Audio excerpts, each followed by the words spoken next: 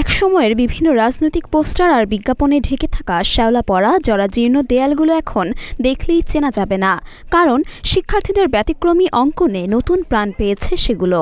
জামালপুর শহরের বিভিন্ন গুরুত্বপূর্ণ স্থানের দেয়ালগুলো সেজেছে নতুন রঙে।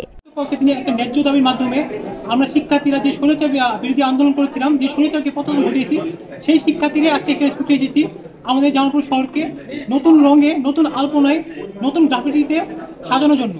জামালপুর রেল স্টেশনে গেলে দেখা যায় একদল শিক্ষার্থী জরাজীর্ণ দেয়ালগুলোর প্রাণ ফেরাতে হাজির। বিভিন্ন রং মিশিয়ে তুলির আঁচড়ে উক্তি আলপনা ফুটিয়ে তুলেছেন। আঁকা হচ্ছে উৎসাহমূলক নানান চিত্র। আন্দোলনে যারা প্রাণ দিয়েছেন তাদের স্মরণ করে জানানো হয় শ্রদ্ধা।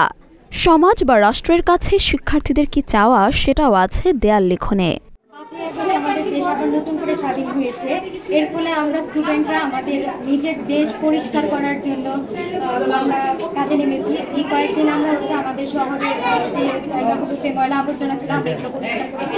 আজকে আমরা জামালপুরের স্টুডেন্টরা মিলে এই স্টেশনে একত্রিত হয়েছি। স্টেশন পরিষ্কার করার পাশাপাশি আমরা স্টেশনের দেওয়ালে বিভিন্ন সচেতনতামূলক গ্রাফিতি অঙ্কন করার কাজ করে নিয়েছি।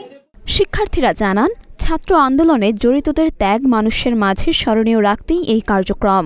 ছবিগুলোর মাধ্যমে পরবর্তী প্রজন্মের কাছে শিক্ষার্থীদের আন্দোলন অভ্যুত্থানের অবদান তুলে ধরা হচ্ছে। শিক্ষার্থীদের এমন কাজকে সাধুবাদ জানান সাধারণ মানুষও। রংতুলির জাদুতে শহরের সৌন্দর্যও অনেক বেড়ে গেছে বলে জানান তারা।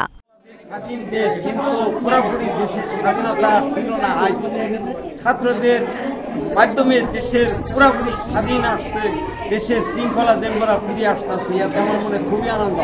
আজ যে জামালপুর স্টেশনের দেওয়ালে অনেক কিছু আজে বাজে লেখা থাকতো, পোস্টার ছাপানো থাকতো, আর এখনকার ছেলেরা যে সুন্দর ছন্দ লিখতেছে, এতে দেশের শৃঙ্খলা এলাকা স্টেশনের শৃঙ্খলা পুনরায় দেনবরা শান্তির মতন ফিরে আসে।